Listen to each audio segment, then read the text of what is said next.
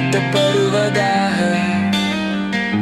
உம்முடைய ராஜ்யம் வருவதாக.